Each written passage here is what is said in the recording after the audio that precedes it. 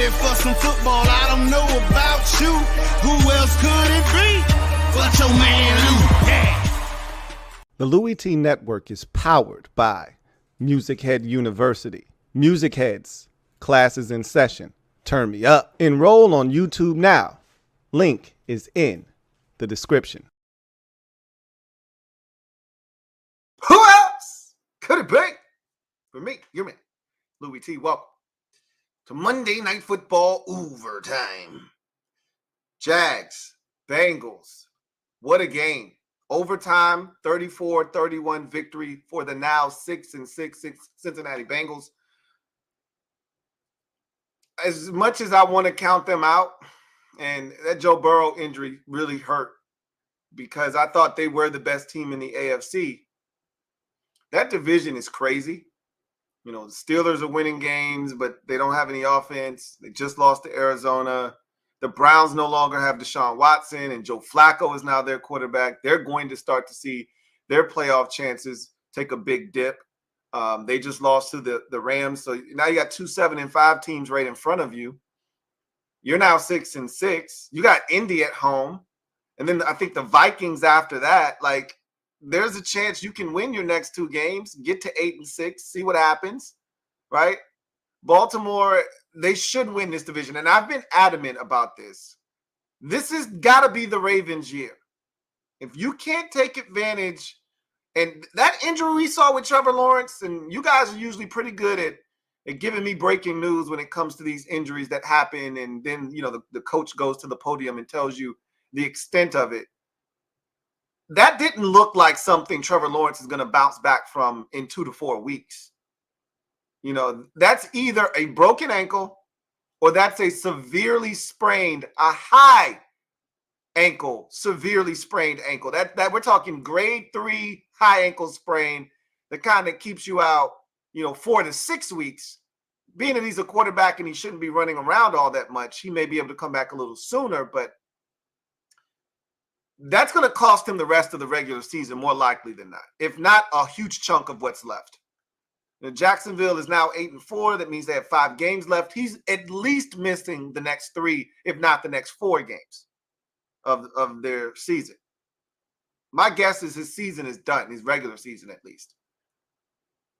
And that's assuming that they even make the playoffs. They're now 8-4, and we'll get to Jacksonville a little bit later on. But don't look now, but the Colts and the Texans are 7-5, and they're knocking on the damn door. And if you're Jacksonville, don't open that bitch. Don't open it. Because if you do, you may not be able to shut it again. Keep it closed and keep it locked. You're going to have to rely on CJ Beathard now. That's never a good way to go. But let's start with Cincinnati, man. What a win.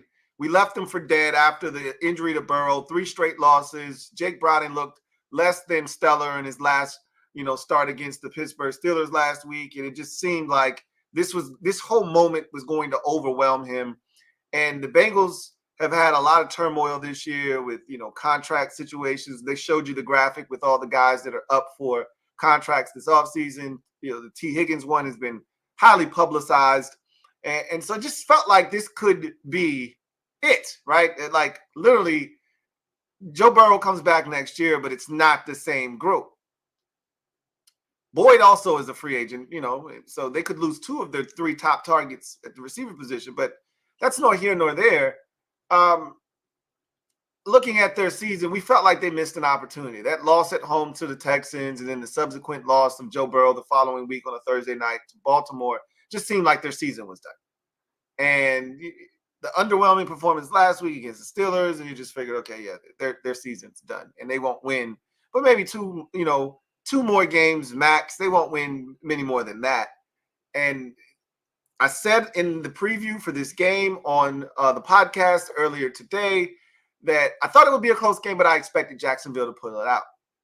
And it was everything that I thought it would be.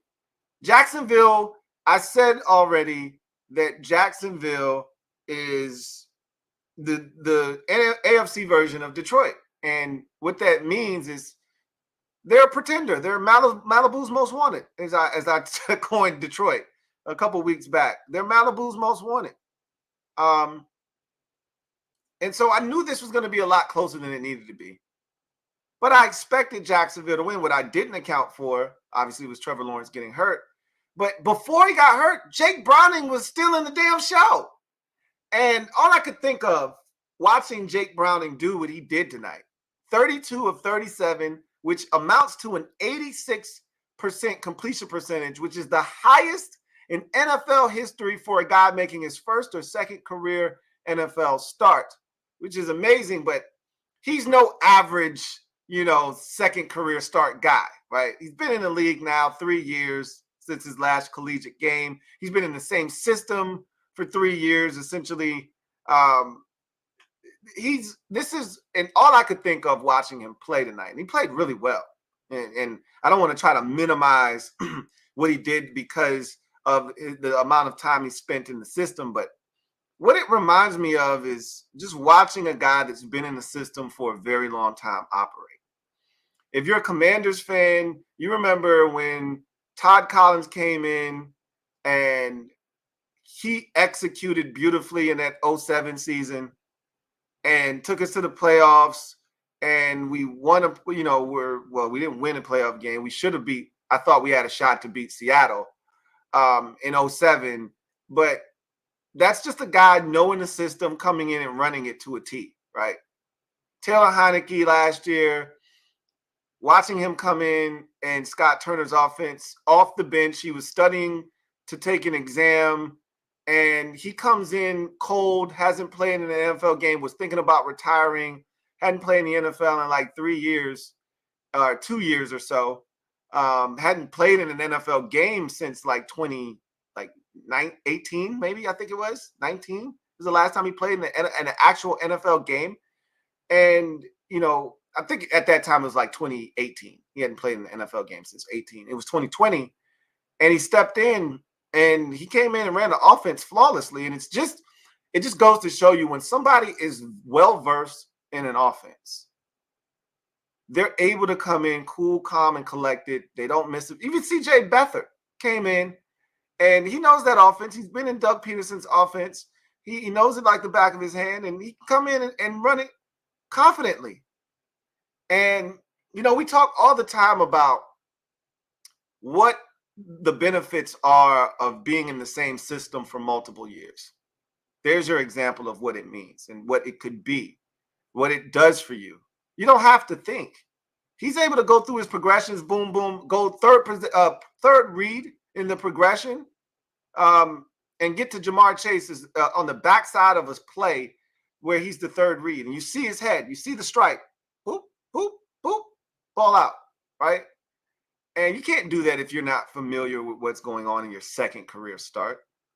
But he was masterful. And you know what I thought they did a really good job of? And my wife said, she's watching the beginning of this game with me, and she goes, either the play caller for Cincinnati's really good or Jacksonville's defense is ass. And I'm like, nah, Jacksonville's defense isn't that bad, babe. I think Zach Taylor's a good play caller. And she said, well, it's one of the two. And she was really reluctant to give Jake Browning any respect or any love. So she was kind of leaning towards Jacksonville's defense being ass. And I was like, yeah, I think Zach Taylor deserves some credit, man. What he did effectively, and she said that's what Washington should have been doing with Sam Howell, is they came out, they ran the ball, they established the run early in this game, took the pressure off the young quarterback. And then they went short, quick passing game. Get the ball out of his hands. Let's not let him be under siege. And not that Cincinnati has a trash offensive line or anything like that, but again, you just want to see easy completions. You want your quarterback to get – I as a play caller, if I were ever a play caller, I would start every game, with easy completions for my quarterback. And then to break the tendency every once in a while, I'd go, deep shot. Just when you think, okay, this is what they do, they always like to start the game with a quick, safe throw. I'm going to go ahead, big play action fake, or I'm going to fake a quick screen or something that I, customarily like to start the game with, and then go up top on you just to switch it up. But guess what? I'm going to get my guy a couple of safe, easy completions. You look up, he's 3 of 3 for 17 yards, whatever, but he's in a rhythm now. And that's what happened. How many wide receiver hitches did we see where he gets the ball, he raises up, and he just hits Jamar Chase at the line of scrimmage? And, if you're a Washington fan, you're sitting there steaming like Willie Beeman because you're watching this game, and we're not even 4 minutes into the game, and Jamar Chase already has 3 targets. We're like, well, shit, Terry McLaurin played a full 60-minute game, and he had 3 targets and no catches. And it didn't matter that it was 3 catches, 7 yards. It's just getting your star player targets and touches early in the game to get him established, to get him lathered up. And it also helped Jake Browning get into a rhythm. And that was a rhythm that he wouldn't lose the entire night. And he was just out there throwing the football, pitch and catch. And he was seeing the field well. They did a really good job of protecting him. They also did a really solid job running the football. And one of the guys that I liked in last year's draft that I was begging the Commanders to take looked really good tonight. Chase Brown, the running back out of Illinois. They were all over Illinois players, right? They got Quan Martin. They went and got an undrafted guy at the safety position from Illinois. And I'm like, you got the wrong Illinois guy. You should have. And I still think Quan Martin can be good, by the way. But I wanted Chase Brown, and he looked really good tonight. And it's amazing what can happen when you got a confident play caller, a quarterback that knows the system, right? And then you got playmakers. You got guys you can get the ball to that can make plays, offensive line that's going to give you time. You're going to keep and I thought the screen game was incredible tonight. I mean, there was a screen in overtime. If not for Devin Lloyd, that was at the time, that was a game-saving play. He didn't make the tackle, but he grabbed Joe Mixon. He split a double team, grabbed Joe Mixon, and that allowed 2 more Jaguar defenders to come over and make the tackle for a 1-yard gain. If he doesn't get there, if they block him, that might be a touchdown. If it's not a touchdown, it's a 35-yard gain inside the Jaguars' 20-yard line. And it's definitely game, set, match at that point, barring some kind of catastrophe. I mean, they still ended up winning the game anyway. But at that time, that was a game-saving play. But because the screen game was so prolific tonight, it kept them off balance. They utilized the screen game to perfection almost tonight. And so you just see the play calling. You see the ability of that offensive line that they've invested resources into. You see, the skill guys that they have. The tight end position is coming to life. We talked about that when Burrow was in there. They started to get some usage. Tanner Hudson is starting to eat at the tight end position. And we already know getting back a guy like T. Higgins makes all the world difference. It properly slots the back end of their receiving group now, because without him, now Tyler Boyd is your 2. And Tyler Boyd hasn't been a number 2 receiver in about 6 years, right? So I'm lying. He probably hasn't been a number 2 receiver in like 4 years. Okay. But he's more of a 3 at this point of his career. And getting T. Higgins back makes all the world difference. And you saw it. There were so many options for him to go to tonight. And he just looked calm back there. And the defense wasn't great, but they weren't terrible. And as Jake Browning said at the end of the game, they made the stops when they had to. They made the stops, and obviously a missed field goal from the Jags kicker definitely gave them an opportunity.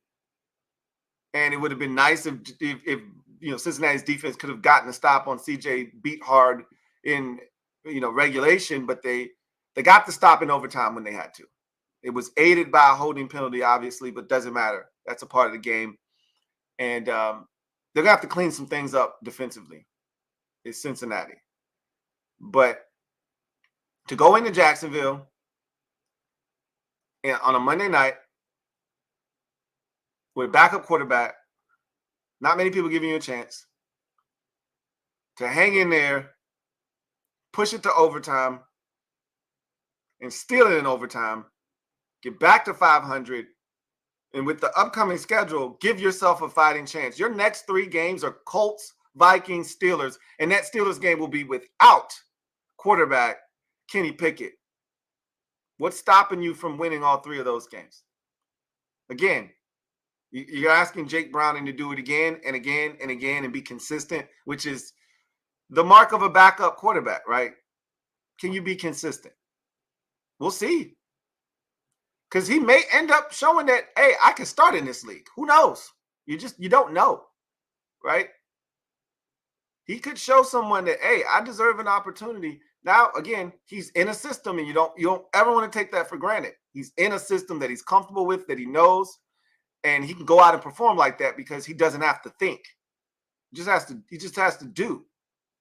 But I don't give a shit what the circumstances are, what system you're comfortable in, how long you've been in it, how many starts you have or don't have. 32 of 37 for 350 whatever.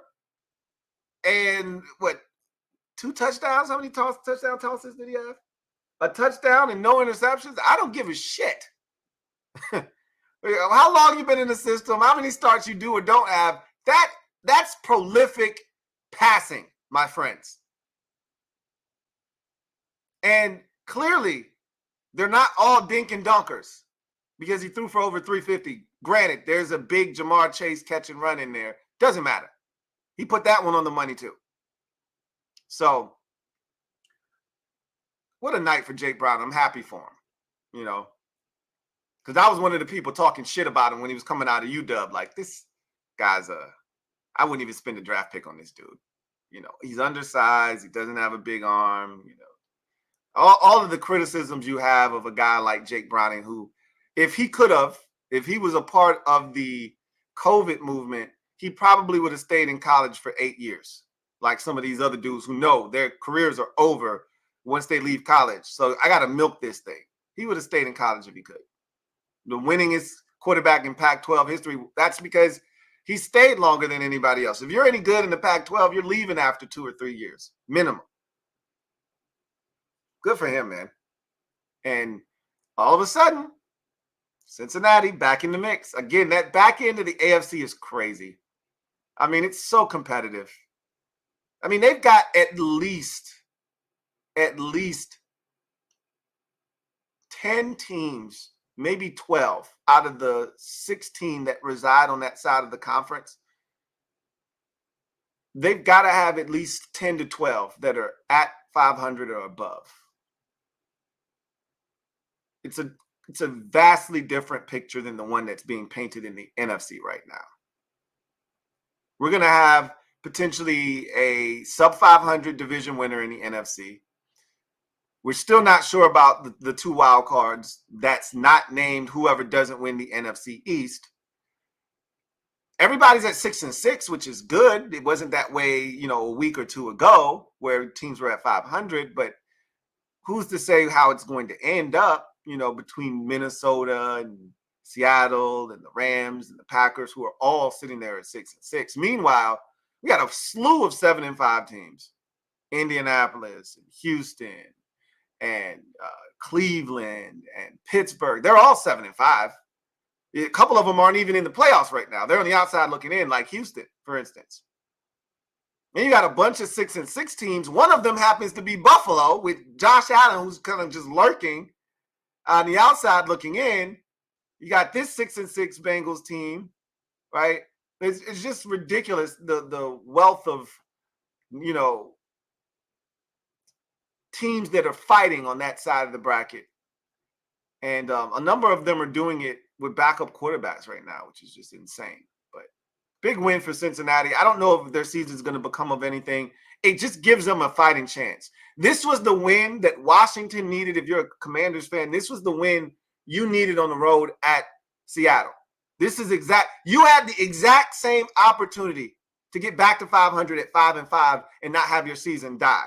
Had Cincinnati lost this game, dropped to 5-7, their season would have exactly gone the way that Washington's is going right now, into the gutter, into the drain, and their season would have had the bottom fall out of it. Instead, they had the championship pedigree. They got a coach that knows what the hell he's doing, and they found a way to rally on the road and win the damn game. And now they're back to 6-6, and they're playing meaningful football in December instead of playing out the string.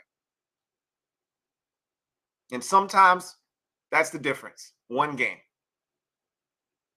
And that one game was won for a number of reasons. And you start with coaching, because this was a beautiful game plan coming in.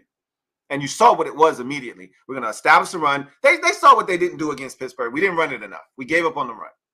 Didn't run it enough. And yes, they're dead last in yards per game on the ground. But with Jake Browning, that's going to have to change. And they ran the football. They had some success. And then they said, if we can't run it, we're going to go short, quick passing game to get Jake into a rhythm. And they did that successfully as well. Kudos to them for coming in with an airtight game plan, executing it flawlessly, and making just enough plays to get it done 34-31 in overtime and get back to 500 on the season. And again, give yourself a fighting chance. If you're Jacksonville, this could potentially be a double whammy. This one hurts, but you just needed to find a way to win. We'll deal with the injury to Trevor Lawrence and the extent of it, and you know what we'll have to do to survive while he's out, or if he's not coming back, we'll deal with the sting of that news. But you needed to get to 9-3. You needed to win this game. That Brandon McManus miss after the Lawrence injury was a gut punch, because what you should have been is leading with Cincinnati going down to go get a tying field goal, and then you getting the football back with a chance to win it walk-off style. That's what should have occurred, instead of you missing, them taking the lead, and you needing a field goal to go back to tie it to send it to overtime. You needed to find a way to win this game. Winning the toss, you needed to get into field goal range, and you were dangerously close. Obviously, you could have won it after the Calvin Ridley catch, except you had holding on the rookie Anton Harrison. That's a backbreaker, and it was holding. That's a backbreaker. This one's gonna sting, because I can assure you Trevor Lawrence isn't playing in the next 2 games for sure. 2 to 4 games, right? Bare minimum. I'm no doctor, and I did not sleep at a Holiday Inn last night. We all watched his ankle get stepped on. I don't think it's broken, but I do think it's severely sprained. It's the worst sprain you can have, because he got his ankle stepped on as high as you can get it stepped on, and then his bone touched the ground. We've all done that. If you've played basketball, we've all had that ankle sprain where your shit touches the ground and your shit goes numb for a second, and you go. And the adrenaline goes, so you can still move around on it, but you wake up that next day, that shit's swollen, and you looking like the Nutty Professor. We've all had it happen where that ankle bone touches the ground. His shit touched the ground. And then he got his shit rolled up on, and he was backwards on his damn ankle. He knew it immediately. When he took and flung his helmet off, he already knew. I don't know what this is, but this shit hurts like hell, and I ain't going to be able to play. He already knew it was serious. So the question now is, what's the severity of the injury? Don't know, but whatever chance you had of doing anything this season is probably gone at this point, because even if he comes back, he's not going to be 100%, right? Whatever, 3 weeks from now, he'll be trying to get back sooner than he's supposed to. He won't be the same Trevor Lawrence. And any momentum that you were building, all the wins that you had, that goes out of the window.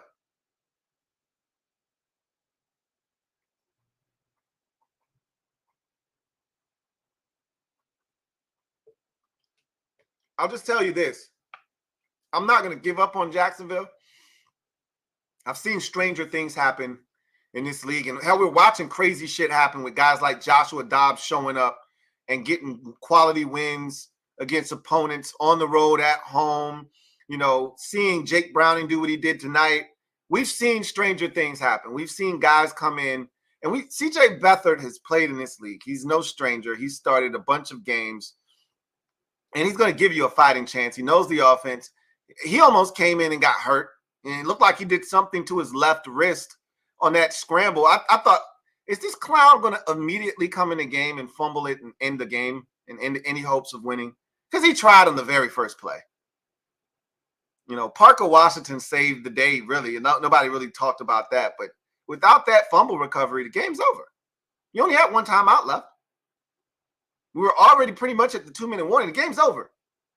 So that's a big recovery there. But, you know, Beathard came in, took you down the field, gave you a shot.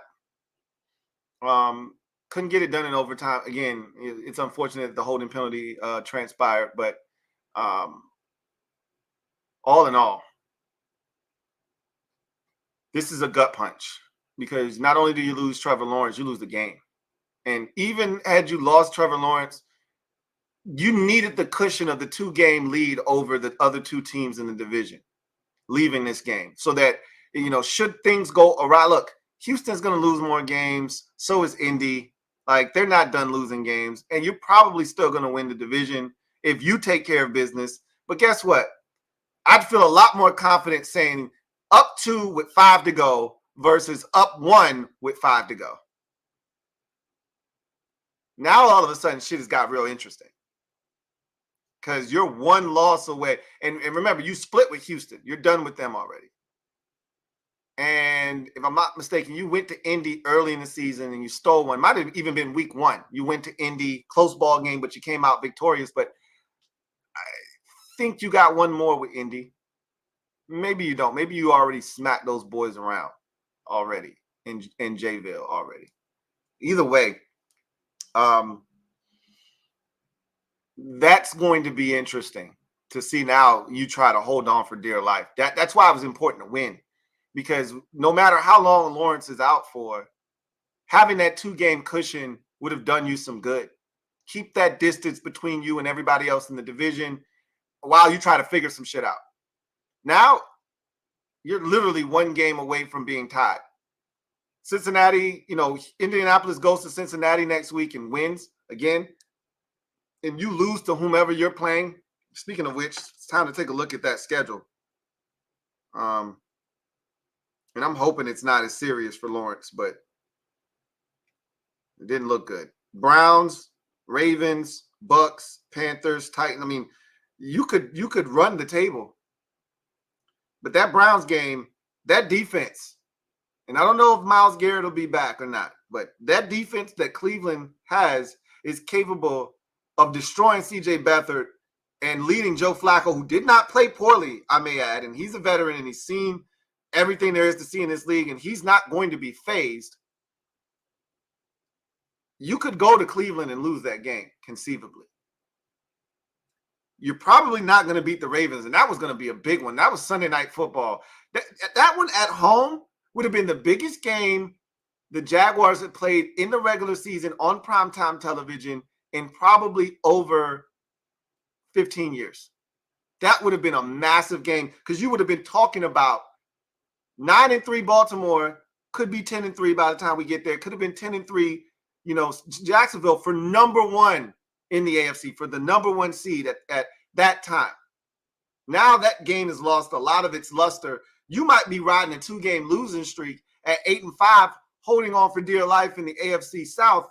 And the Ravens could have, opened up a 2-game lead over you. And same with Miami. Those teams could start to distance themselves from you. And think about it. You would have been in first place in the AFC the entire conference if you would have won tonight. Like, let that sink in. Nobody believes you're the best team in the AFC, but you would have been the 1 seed had you won tonight.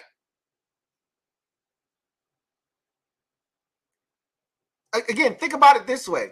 You win every single game that's left, which is what, with a healthy Trevor Lawrence, was not inconceivable. And you're the number 1 seed in the AFC in the playoffs with a first-round bye. It wasn't going to happen. You were going to slip up once or twice more anyway with a healthy Lawrence. But now with him gone, it's going to be a tough road. You still can make the playoffs, though. That schedule that I just gave you is not one that scares anyone. Find a way to beat Cleveland with Joe Flacco at quarterback. That's not going to be easy, going on the road to Cleveland. This time of the year, it's going to be cold. It may be wet. And that defense is damn good, no matter who's playing quarterback for the Browns. But go in there and find a way to win. Then you're going to have to find a way to beat Baltimore at home on a Sunday night. And then after that, it eases up a bit. With teams with, losing records and teams you should be able to handle, but got to get there. Got to get there first.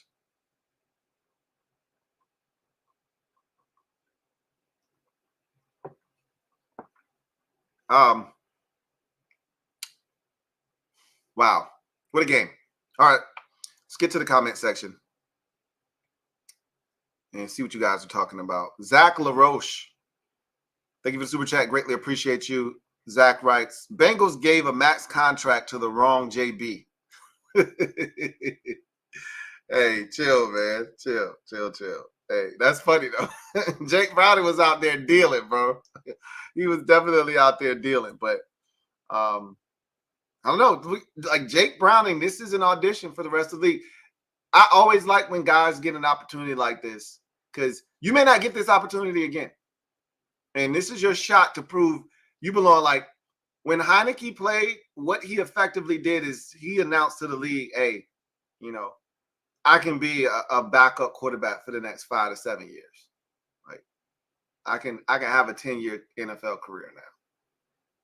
When Joshua Dobbs played last year, this time for the Titans, he set himself up for what ultimately happened this year. That one start where he showed well in a short week, having not been in Tennessee for very long, and went out and was competent, it showed NFL teams, hey, we can trust this guy.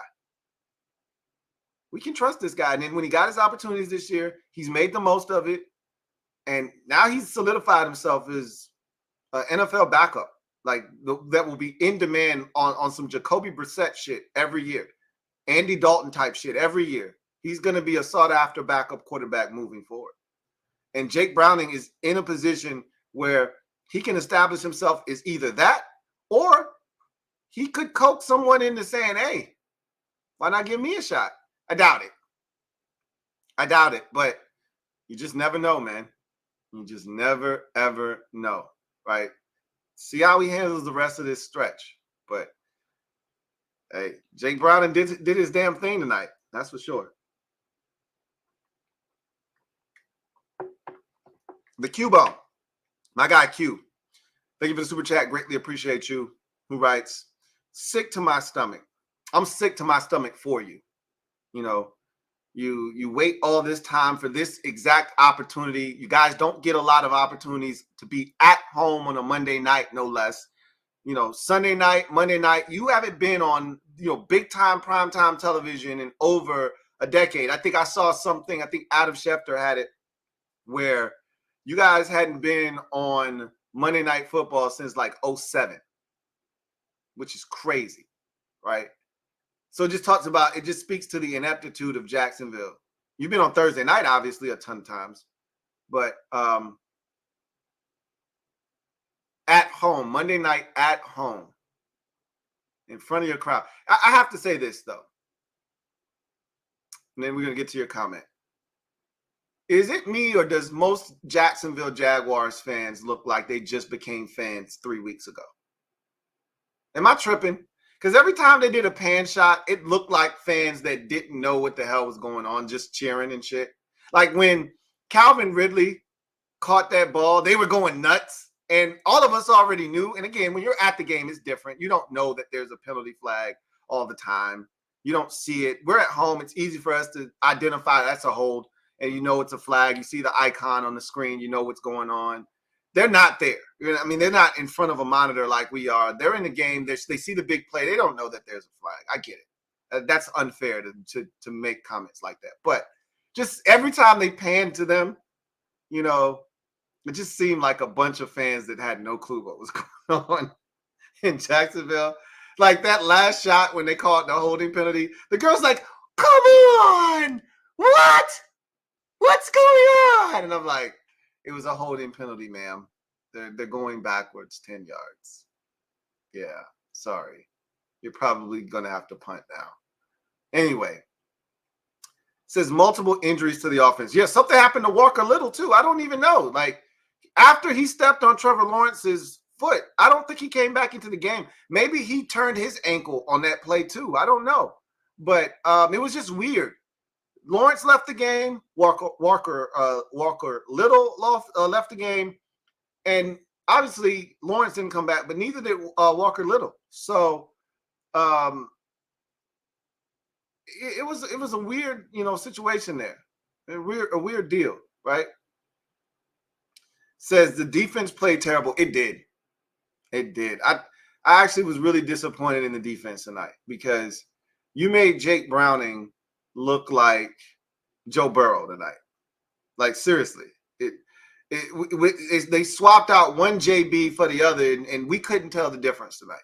And that wasn't supposed to be the case. McManus missed a field goal in the fourth that ultimately caused us to go into overtime. Yeah. And that's what I said. That's a big miss because that miss, if it's a make, puts you in a position to get the ball last and have that last field goal that you kicked with, 20 whatever seconds left. That would have been the one that would have been the walk-off to win the game instead of you needing that to tie the game, right? And shit, the defense tried, with that little bit of time left, tried to allow them to even get a field goal attempt off. At the end of the day, this one is a gut punch for sure. If you're a Jaguars fan, this one hurts. Because all you can do now is wait on and sit on pins and needles and see what the injury situation for Lawrence is. But he's not coming back in the next, he's not going to be back in time for the Ravens game. That's, next week, fine. He's not going to be back in 2 weeks, which is the Sunday night showdown against Baltimore, which you had circled on your calendar. That sucks. That sucks. Chin up, though, Q-Bone. Chin up. It's not over. It just got a lot harder, but it's not over. DJ23, been a member for 10 months. Who writes, I know getting cut. I know Little getting cut after that. Allen a dog. Walker Little will be fine. That shit. So he did get bull rushed. He got his ass walked back into the quarterback. Like literally, when we say walk back into the quarterback's lap, that's literally what just happened. Trey Hendrickson put his ass on skates and he stepped on Trevor Lawrence's ankle. At some point, you got to anchor down and not let a guy dump truck you into your quarterback's ankle and almost break the shit. But he couldn't stop. Once you got them skates on, it's hard to stop. Hard to stop. DJ23, thank you for the super chat. Greatly appreciate you. Thank you for being a member of the MOBB, who writes, I should have went with my gut and bet Cincinnati in OT, LOL. I still thought Jacksonville was going to win the game. I never thought Cincinnati was going to win until they got to stop in overtime. Then I said, they're probably going to win this game now. There was a slight chance at the end of regulation after they got that draw to Mixon. I'm like, are you kidding me? You're really going to give that up? And they used their last time out. I'm like, they're one good completion and out of bounds away from giving. We know shooter.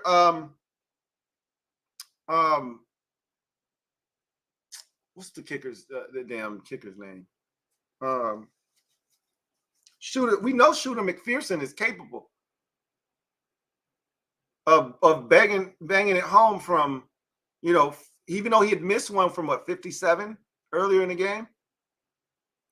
We know he's capable. So I thought they're about to blow it in regulation, but once they got to overtime, I was like, oh yeah, Jacksonville's gonna find a way to win. Close call. They're gonna wipe their brow and then await the news of Trevor Lawrence, but they're gonna get it done. And once they had to punt in overtime, once that holding penalty happened, I said, oh shit, they about to lose. That's what I knew. Either they about to lose or this joint about to be a tie. Anyway.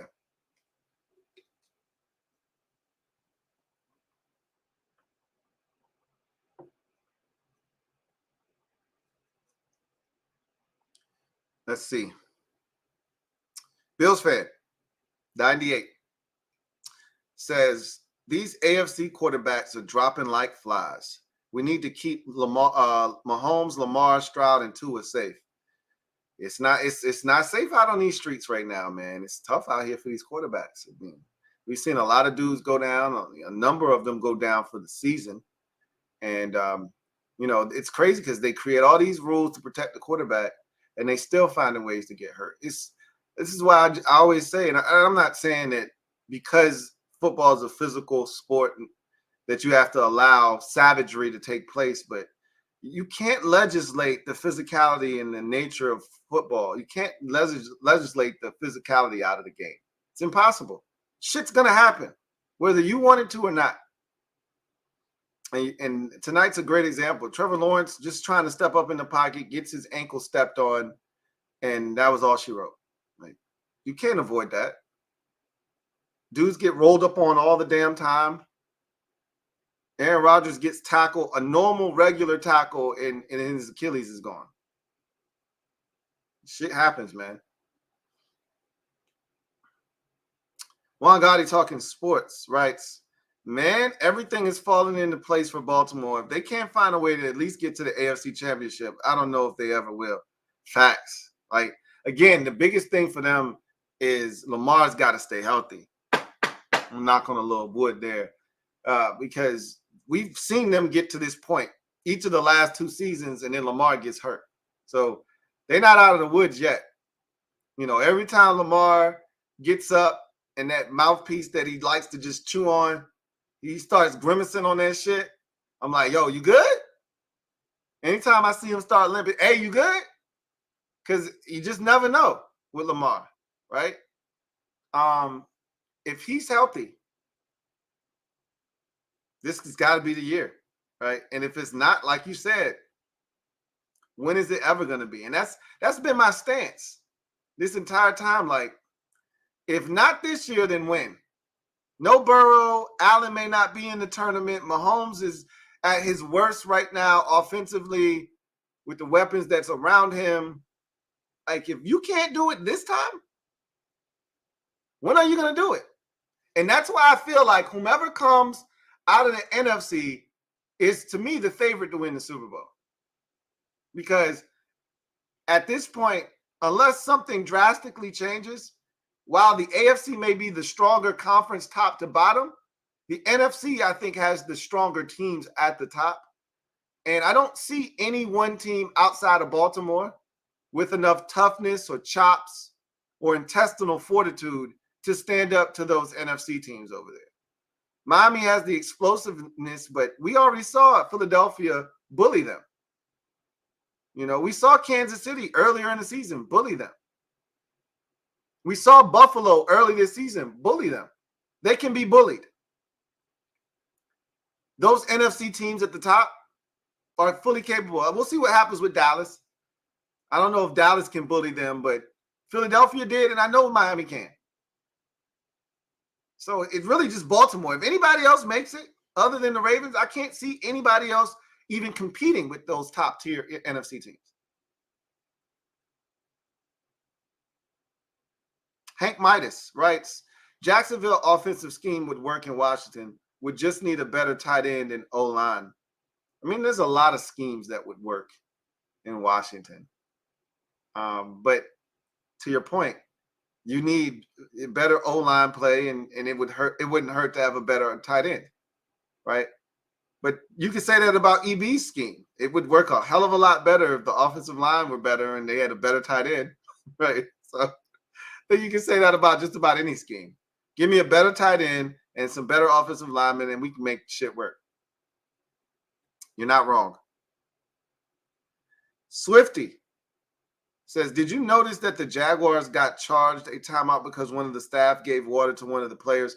I did notice that. It wasn't because he gave them water. It's because he came onto the field, I think. I think him just giving out the water was a byproduct of him already being shit. I'm already on the field and you already got charged a timeout.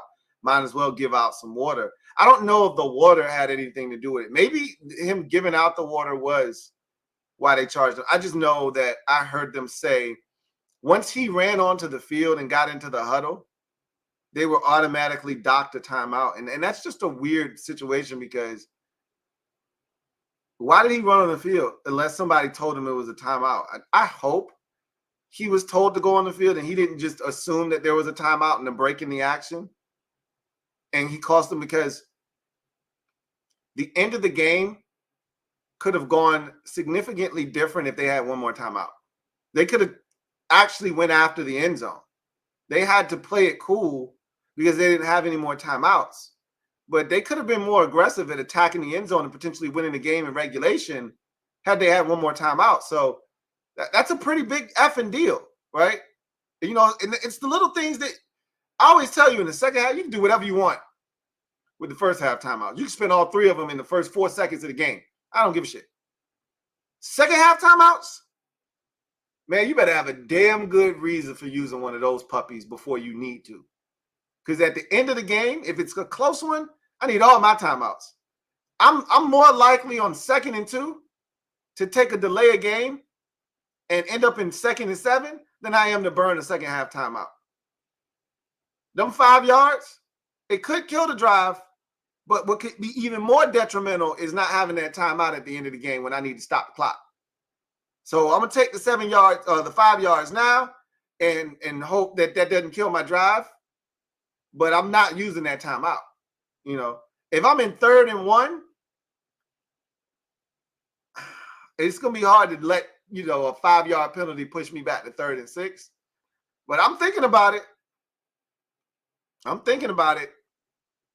Because you just got to have those timeouts. So you saw how, it affected them late in that game. If C.J. Beathard had fumbled that ball away and the Bengals had recovered, not having that second timeout would have been detrimental to any chance of coming back and having a shot, because they had the 2-minute warning. They only had one timeout. A lot of clock was going to bleed. A lot of clock would have bled off. They probably would have gotten the ball back once more, maybe needing a touchdown, because I think that fumble would have put them in Cincinnati in field goal range. But, yeah, that's the first time I've ever seen that. And it's not many times I watch a game and I walk away saying that that's the first time that I've seen something or heard something. That's the first time I've seen that happen. That's a new one for me. Game Bomber 1 TV2. Thank you for the super chat. Greatly appreciate you. Game Bomber 1 TV2 writes, if T-Law is out long-term, this loss for Jacksonville could end up being a huge turning point in the AFC playoff picture, even if Cincy still misses the playoffs. Houston is now just one game back in the AFC South again. And that was the point I made earlier, was that even though Trevor Lawrence got hurt, you needed to have this victory. Like, it would have been a costly victory, but it was one that you needed nonetheless. Don't let his injury go in vain, right? Like, get the win. And McManus missing that field goal right after that injury was like, literally, I remember Joe Buck saying, and all of the life has been sucked out of the stadium. And it was quiet. And that miss, even though Lawrence got hurt, he makes that field goal. You go up 3. All right, let's go win this. Let's go win this game for Trevor. All right, let's go get this one for 16, and we'll regroup after the game. That miss made Cincinnati feel like, no, they starting quarterback is out. We got the ball. Ty ball. Let's go win this bitch. Everything's changed. You're not wrong. Everything has changed. And again, I don't really know what Jacksonville was going to do come postseason time, but they were going to win this division with a healthy Trevor Lawrence. No ifs, ands, or buts about it. This changes everything, because they don't have to win this division. They don't even have to make the playoffs now, let alone win the division. They were a foregone conclusion. Oh, they're making the playoffs. Now, that's not necessarily the case. Now, is it? So, yeah, that's pretty damn big. Houston and Indy are both one game back. But Houston, having already beat Jacksonville, they're right there. I don't think Indy has beaten Jacksonville at all this season. As a matter of fact, I feel like they've swept them already. They may not have played Indy in Indy yet. Or Indy, I think they played them first game of the season. If I'm not, yeah, I was right. They played them first game of the season, won that one, and then they've already played them at home. So they swept Indy. So Indy's still 2 games back, theoretically speaking, because of the tiebreaker. But Houston is 1 game back because they split with them. So then you go to the divisional records, So, yeah, it's tough, man. That's a tough one. That one stings. All right. Let's see.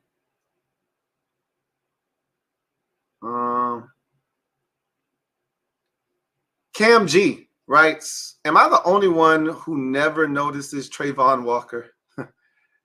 We had a conversation about Trayvon, and my guy, Q-Bone, chimed in, which was very helpful because, it's easy to just peek in and say, hey, he's not doing anything. And he said, look, he's been solid. He's a huge part of, why they're so good against the run. He hasn't been what they thought they were getting. When you spend the number 1 overall pick on a defensive player, you're expecting that guy to be, a game changer. And he hasn't been. But he's been solid. He was in on a half sack tonight. That first sack of Jake Browning, it was mainly Josh Allen who got in there, grabbed him from behind, but Trayvon Walker came in and cleaned him up. So he was around a little bit tonight, but yeah, no, he hasn't been the impact player. I think they outsmarted themselves. They should have took Aiden Hutchinson, but it is what it is. John Wynn, thank you for the comment, who writes, hey, Lou, it's been a while. What if I make a deal for you by trading running back? We can take Antonio Gibson to Seattle, and you can take Kate Walker 3 to Washington.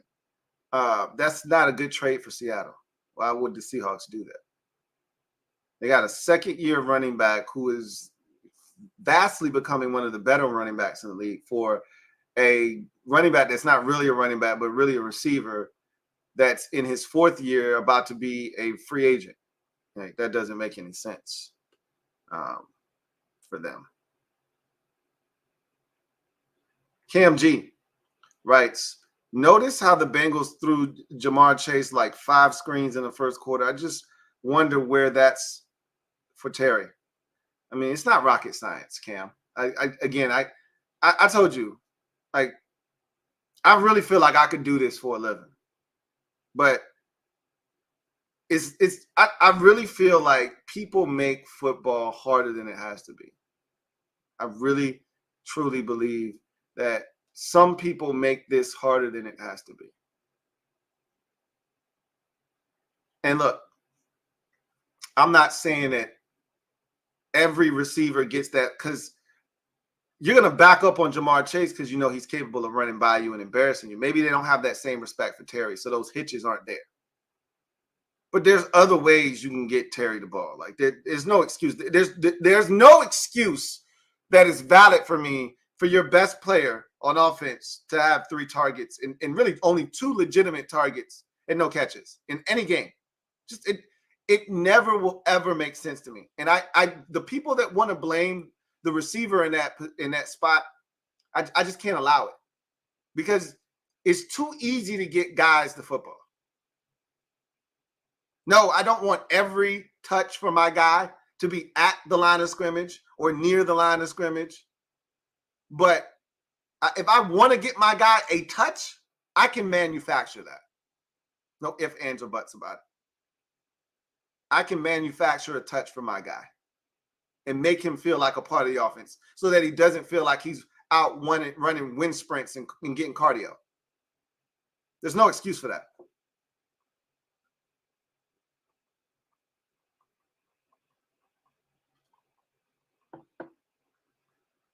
None.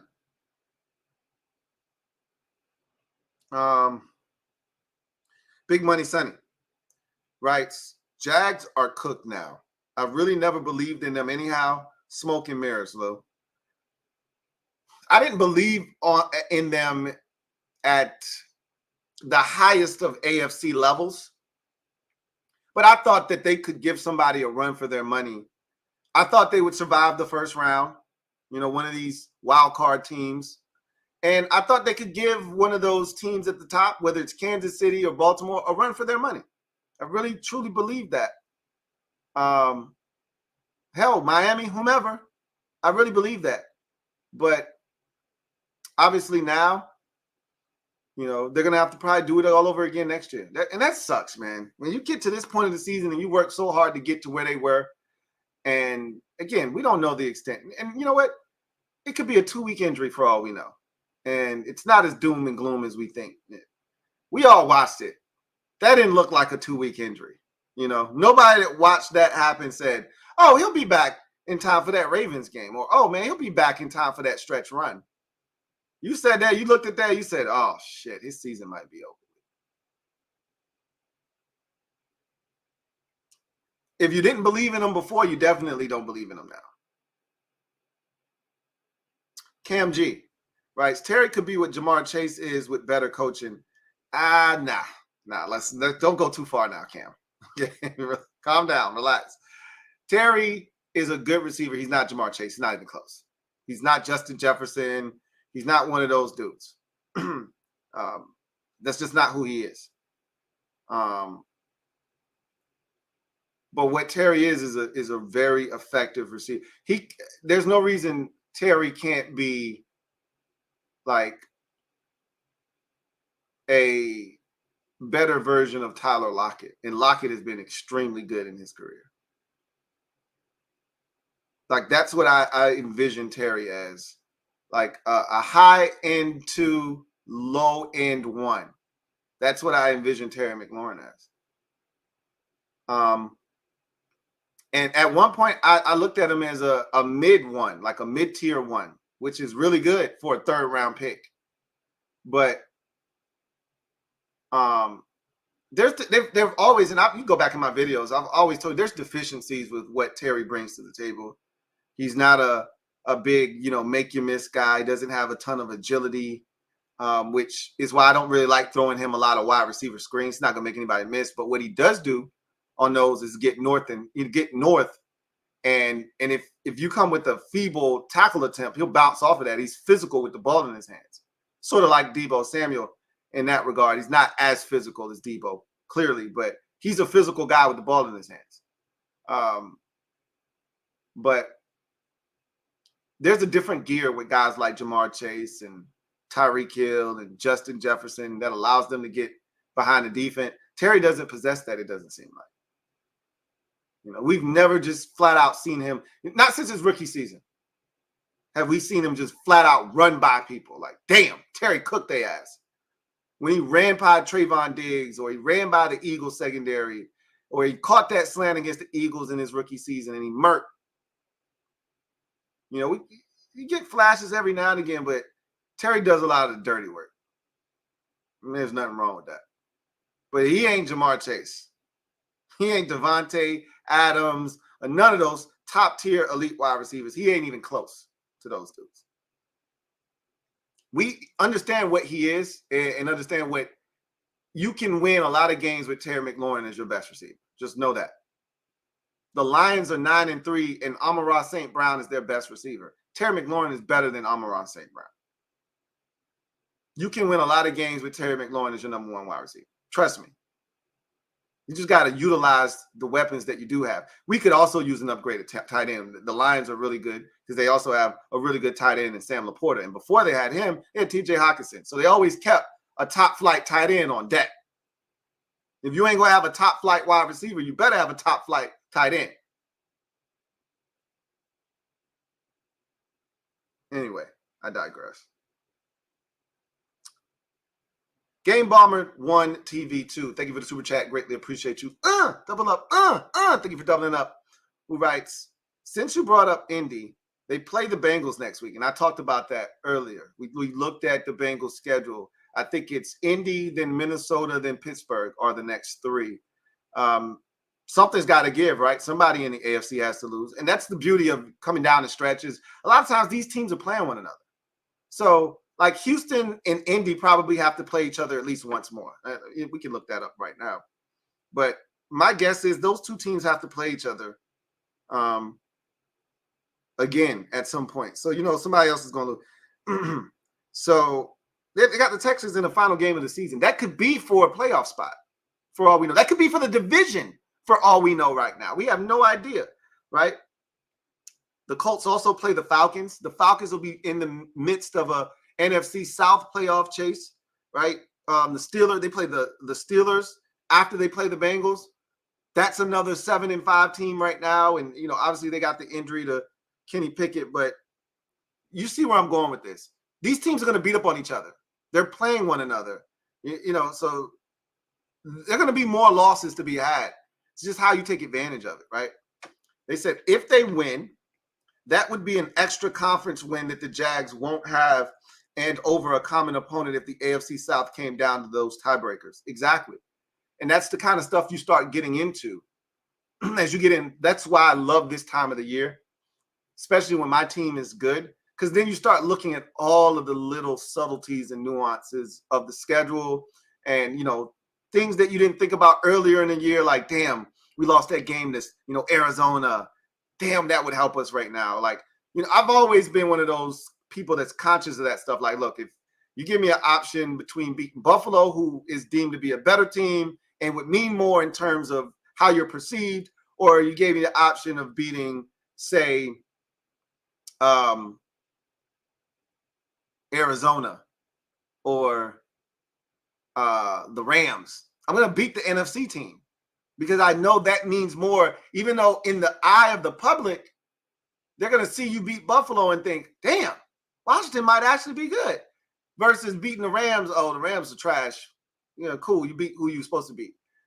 I just need that conference win. You just never know, right?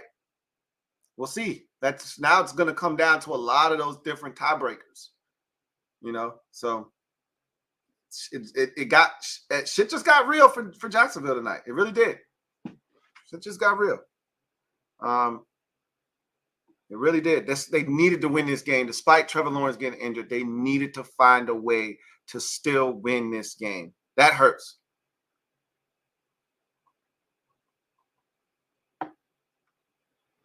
Yeah, that hurts bad. Let's see.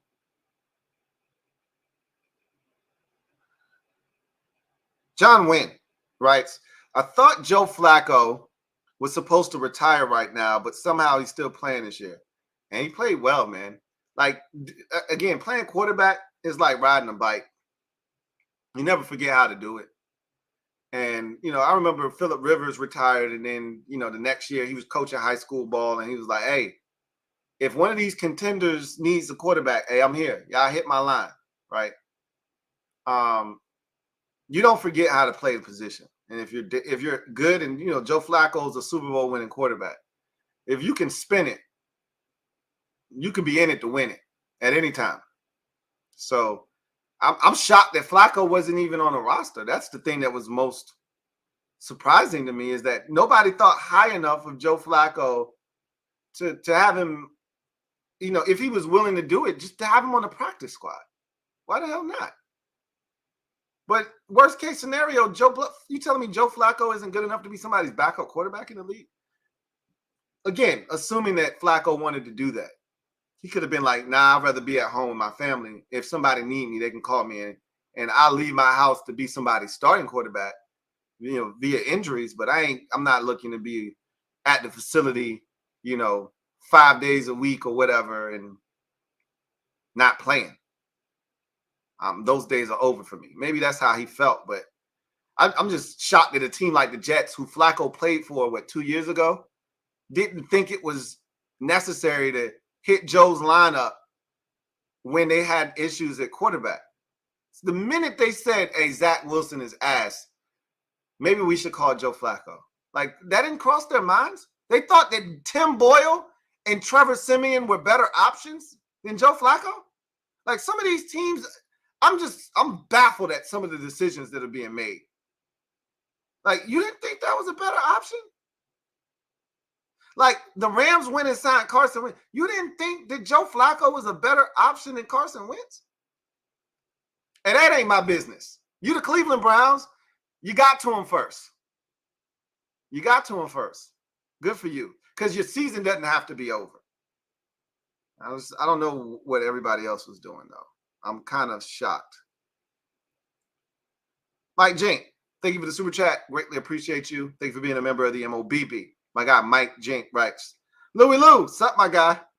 We stand any chance on Sunday? Of course you do. What kind of a question is that, Mike Jink? Of course you stand a chance. You still lead the division. You're still the best team in the NFC. You're still the best team record-wise in the NFL.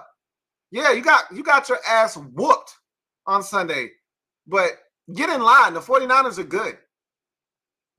All the best teams that they've seen this season, they've whooped their ass. They beat the shit out of Jacksonville. We saw them kick the stuffing out of Dallas, and they mopped the floor with you. That's what they do. They're that kind of a football team. You shouldn't be embarrassed by losing to them. You should be embarrassed that you didn't show better at home. But guess what? Chances are you'll see them again. And the outcome doesn't have to be the same. But you got to get there. And if you want the best opportunity to beat them, you probably need to make sure that that game is at Lake again. So better get on your horse because, look, you've played the tough portion of your schedule already. If you can beat Dallas, you'll probably still win the division. And more likely than not, you'll probably still end up with the number 1 seed. You lose to Dallas, and all of that potentially goes out the window. All of that potentially goes out of the window. So you better win on Sunday if you know what's good for you.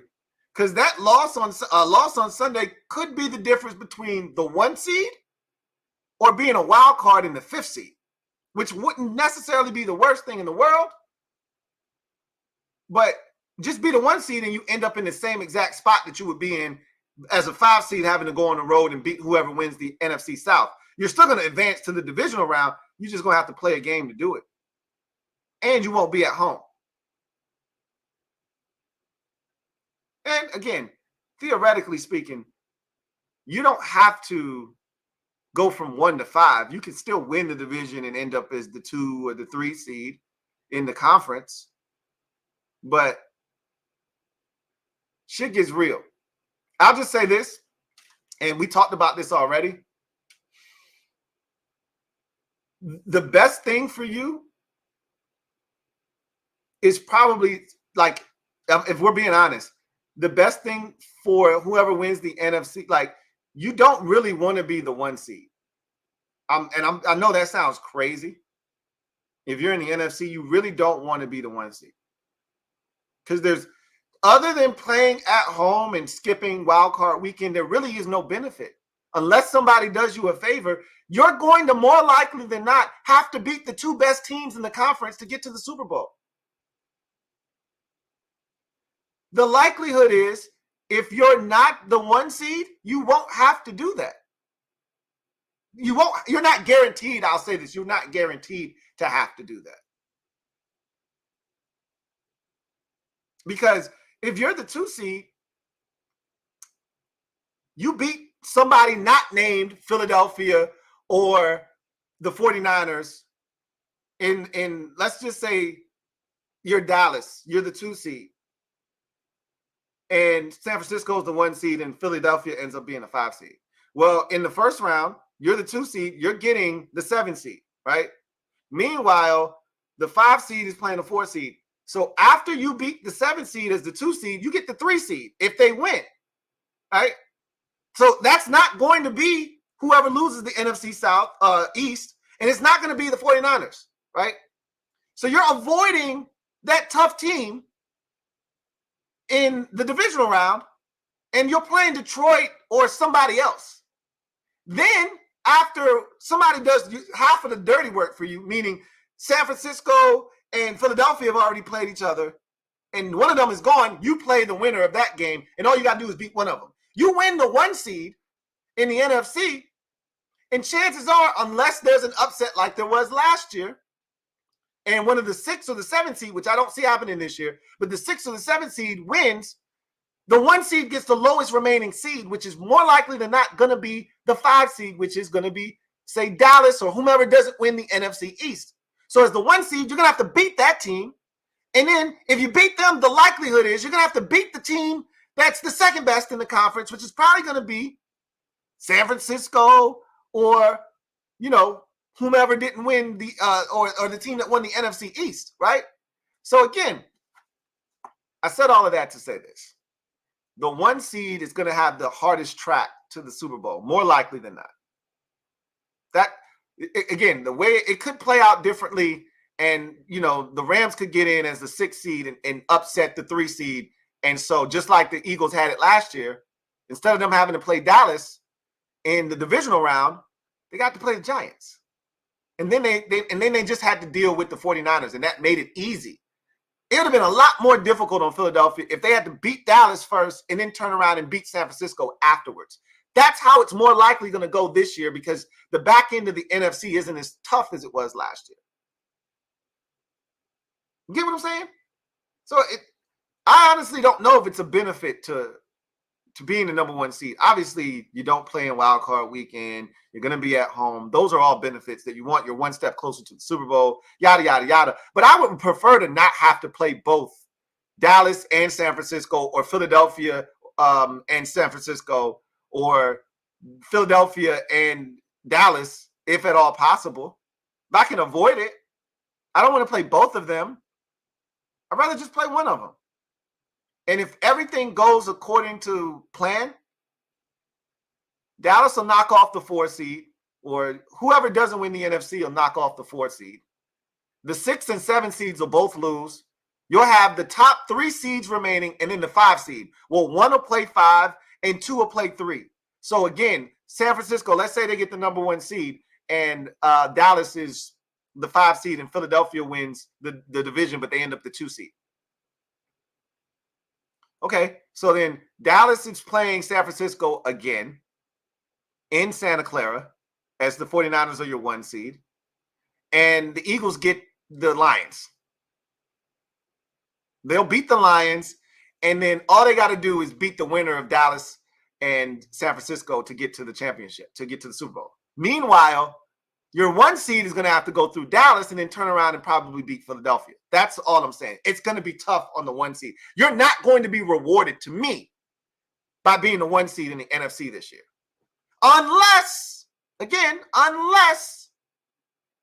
6 or the 7 seed jumps up and bites the 2 or the 3 seed. In that case, some of your dirty work might have been done for you already anyway, right? However, let's say what the worst case scenario for the 2 seed or the 5 seed is the 6 seed beats the 3 seed. And let's say it's Detroit, who's your 3 seed, and they get upset by the Rams. Well, that doesn't do anybody any good, because the 2 seed, the 1 seed is going to play the 6 seed, which would be the Rams. And for the 49ers, it may not be a great matchup because it's family business and they struggle with the Rams. But still, the 2 seed would then get the 5 seed. So then Philadelphia would have to then play Dallas, and then it would work out in favor of the 1 seed then, and only then. But now you're banking on a lower seed team having to defeat a higher seeded team to get you the break that you need. And that's usually not how the 1 seed should work. But theoretically, you want the 1 seed having the advantage, playing the lowest seeded team left, and how it's set up. That's why people advocate for to do away, like division winners, you should have them. They should be guaranteed, but you still should be able to properly slot like where a team is. Like there's no way a 13-4 Dallas team should be on the road playing a division winning, 8-9 Atlanta Falcons team in Atlanta. That's stupid. And I get it. You win the division. You want it to matter. You should get a playoff spot, but you should not be guaranteed home field advantage. Like, that's crazy to me. But whatever. I said all of that, and you sent me on a tangent. I said all of that to say this. Yes, you have a chance on Sunday. You're the underdog, but I'm not counting you out. Mike Jink, thank you for the super chat. Greatly appreciate you. Double up. Thank you for doubling up. My guy Mike Jink writes, LOL, down to a science. This is why I rock with you, Lou. And I hope that wasn't super confusing, because sometimes I start talking, my brain works faster than my mouth, and I just start talking, and it makes sense to me, but then it might not make sense to you all. So hopefully that made sense and that it wasn't a whole bunch of gobbledygook coming out of my mouth. But I think you guys get what I'm trying to convey. The 1 seed might not be the best ticket to the Super Bowl in the NFC. which is what you strive for. You strive for the first round bye. You strive for home field advantage throughout. But that might be the tougher route this year. Just saying. Anyway, I digress. Let's see. Where was I? Big Money Sonny writes, what's up with all them funky ass people in the pool? You know people pissing there. Fans get to go home with a piss sheen after the defense lost the game for them. Yeah, I mean, look, let them enjoy the pool. It's Jacksonville. It's probably 69 degrees out there. Let them enjoy the pool, man. It's probably heated.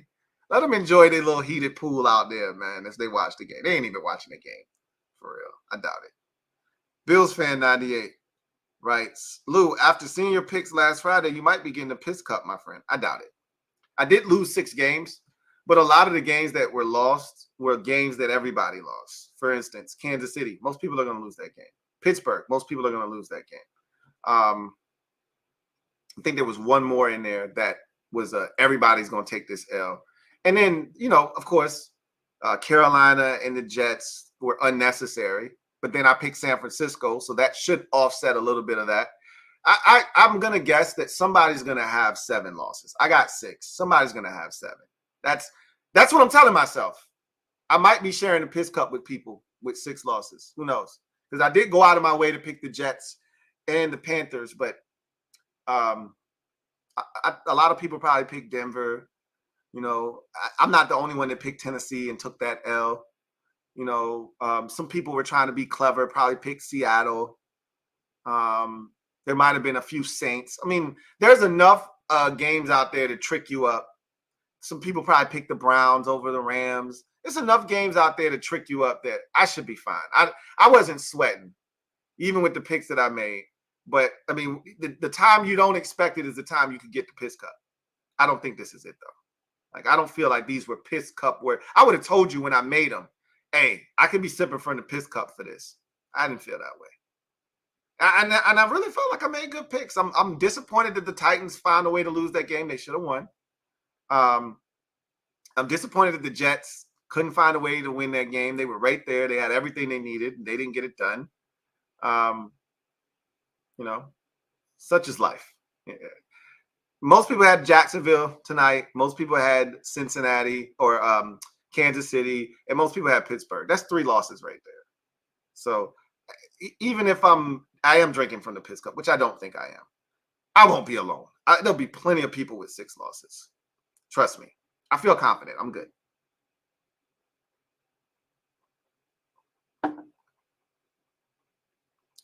John Wynn. As a Seahawks fan, after seeing Trevor Lawrence fall and possibly seeing his ankle broken tonight, I don't know if we can watch NFL games anymore. John, what are you talking about? What are you talking about, my man?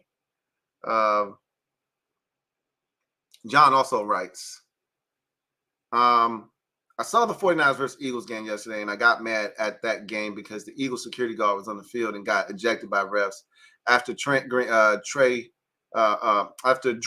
Greenlaw from the 49ers touched the Eagles guard. But he's not supposed to be in a mix with the player. That's beginning and the end of it. His job isn't to get into the mix with a player. His job is to protect the players on the sideline from any craziness with the fans. His job isn't to interject himself into any beef that's going on the field or on the sidelines.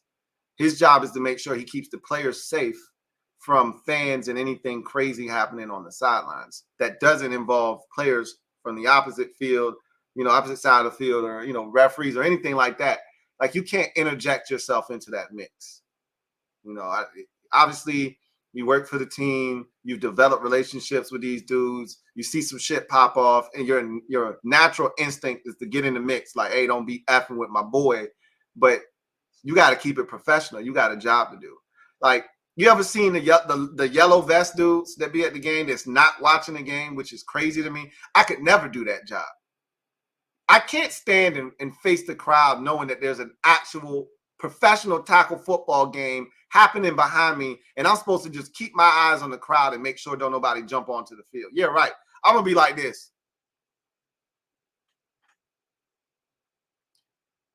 As soon as the play happens, I'm turn around, look. They're going to jump over the fence on my ass. I'm going to be the one that get got. When that streaker decides to run on the field, I'm going to be the one they catch sleeping. Because my ass definitely going to be like this. Like, these dudes literally don't be watching the game, and they're not supposed to. Their sole purpose for being there is to watch the crowd, and then they get rolled up on.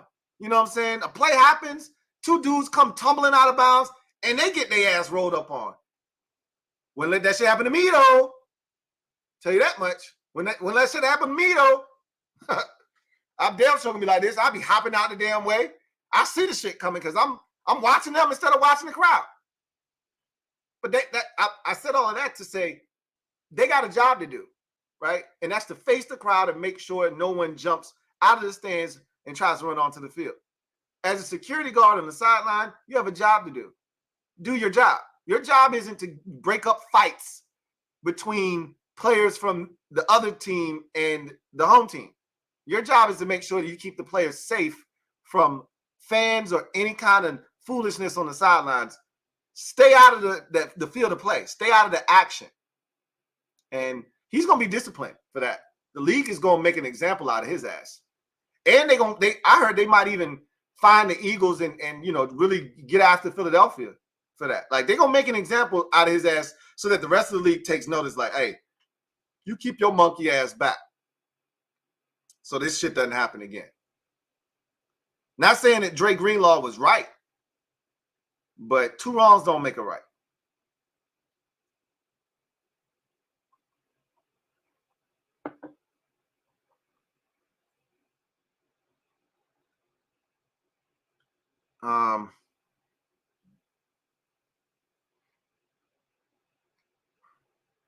John Wynn says Seahawks going to be the first team to be eliminated from NFC playoff contention after 6 straight losses. I don't think you're going to lose. I mean, you got a tough schedule, though. We looked at it a couple times. It's not going to be easy, but I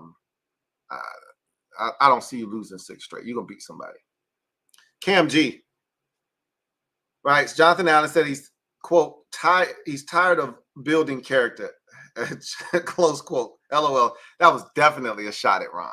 Without question. Like, but again, you can be disrespectful now. Why? Because he knows Ron ain't going to be back.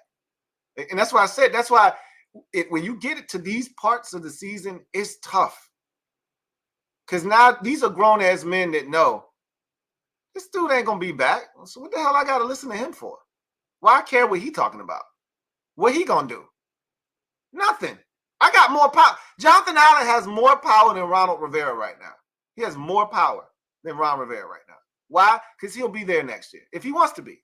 Clearly, he sounds disgruntled and may want out after the season, but if he wants to be there, he's there next year. Ronald Rivera won't be.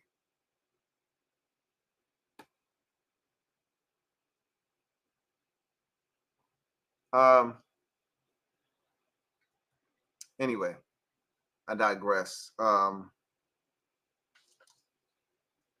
John Wynn writes, I just hope that I don't want to see Philadelphia Eagles and 49ers playing against each other again after seeing what happened in yesterday's game.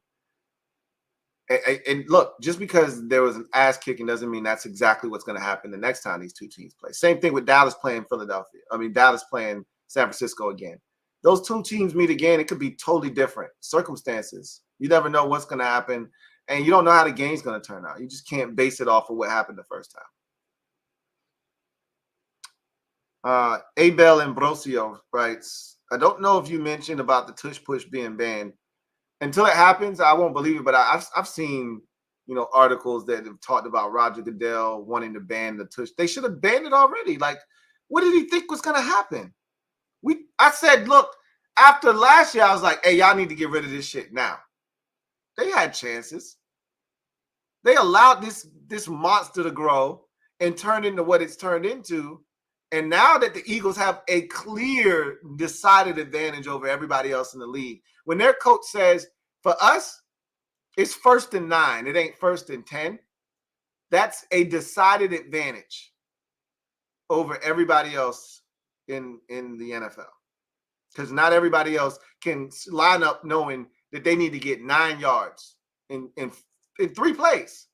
Because if they need it on 4th down, it's automatic. They can go for it, and they know they can go for it at their own 17 on 4th and 1 because they know they're getting the shit. Nobody else has that in their arsenal. That shit is cheating. So, yeah. Cam G writes, it's tough being a Washington fan. I want our season to end, but I love football too much. Well, that's why I've always told people I'm a football fan first and I'm a Washington fan second. Because if I were just a Washington fan, then the season would be over for me in October or November of most seasons. And I could stop watching football at that point. I love football too much. And that's part of why my love for the game increased, because my team always sucked. So I had to watch other teams. Anyway. Big Money Sonny. We've hit our mark, so this will probably be the last comment. He writes, I'm still salty about FSU not making the playoffs. Will they extend it to more teams next year? That's coming. College football is all about money, and more teams in the playoffs means more money. So eventually we will get to a 6 or an 8-team playoff. It's coming. They should have done something this year for the circumstances being what they are. Like J.J. Watt said, an emergency. They could have done it, but they didn't want to. But that's brutal, right? You got an undefeated ACC champion. Last time I checked, the ACC is still a Power 5 conference. I get it, the injuries to their quarterbacks. I'm well aware of what the college football committee is trying to do. But you put in a 1-loss Texas over them? Seriously? Like, come on, man. Like, I know Texas won the Big 12 and they beat Alabama, who's also in the playoffs, and ended up winning the SEC. But come on, you got to reward Florida State for being undefeated in a Power 5 conference, having played some good teams this season and beat them, including LSU and Louisville. Probably twice they had to beat Louisville. Definitely once in the championship game. And having to navigate their way through the season and all the pitfalls that happen, any given Saturday in college football, just like in the NFL, but specifically in college. You can get caught slipping by Boston College, and they almost did, but they won. And they ended up undefeated, and for them to not be in the college football playoffs, that's a travesty. You just sent a bad, and again, I understand some of what they did. They were in a tough spot. This is why you probably need to extend, though, the college football playoffs to at least 6 teams, because they were put in a tough spot. Some years you might not have 6 teams that belong in there. That's not a problem. No one's going to turn down extra football. But what you don't want to do is have a situation like this where you're going to discourage teams from wanting to play tougher out-of-conference schedules. Because if you didn't put Alabama in, their AD had already said, if we don't get in, we might not play a team like Texas out of schedule anymore. We might not schedule those games. Knowing that we play this rugged, rough, and tough SEC schedule every year, what do we need Texas on the schedule for if you're gonna beat us up for losing to Texas at the beginning of the season? That's why a lot of teams don't like playing in those,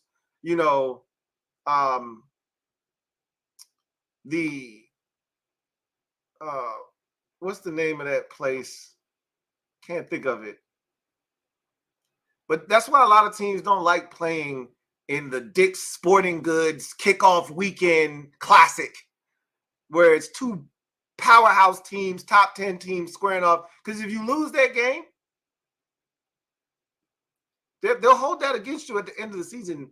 You could win the rest of your games, but yeah, you lost to Clemson in the first game of the season. So you can't win the national championship now. Or I scheduled Michigan for week 3. I lost to them, and now I got 1 loss and win the rest of my games, but I lost to Michigan, so I can't get, they had to put Alabama in because of that.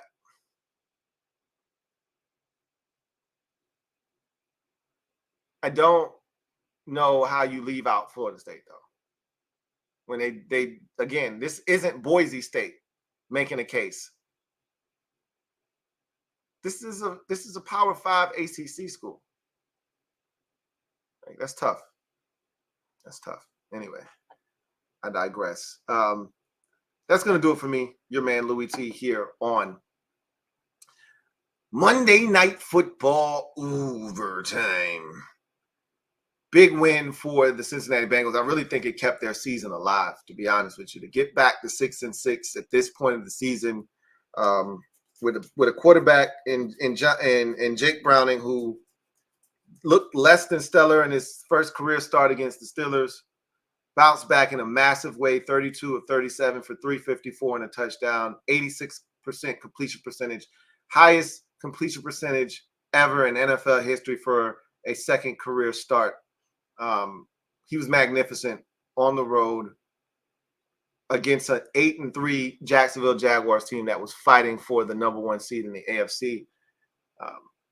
That's a massive win. We'll see if they parlay that into, a run here at the end to give themselves a chance to make the postseason. Meanwhile, for Jacksonville, it's a devastating loss on 2 fronts. You lose the game. You're 8-4. You miss an opportunity to go to the top of the AFC as the number 1 seed. You miss an opportunity to keep 2 games worth of space between you and the Texans in particular, but also the Indianapolis Colts. And now you're 8-4 and you're fighting for your life. And then the big news is you're going to lose Trevor Lawrence for how long we don't know, but he's not playing for the foreseeable future. Bottom line is he won't be in the lineup for the next 2 weeks. Those are your 2 toughest games left on the schedule. So you're in trouble is what that amounts to. At 8-4, you are now officially in trouble with 2 7-5 teams breathing down your neck and a couple of tough games, including one at home against Baltimore in 2 weeks on Sunday Night Football that was supposed to be a dandy that could go a long way in determining seeding in the AFC. Now seems like you're at a grave disadvantage. But again, we'll see.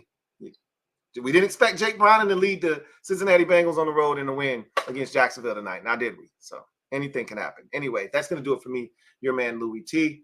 Once again, Bengals in overtime get the win 34-31 over the Jacksonville Jaguars. Bengals are now 6-6. Jaguars are now 8-4. It's going to do it for me, your man Louie T. Until next time, you guys, take care, God bless, and good night.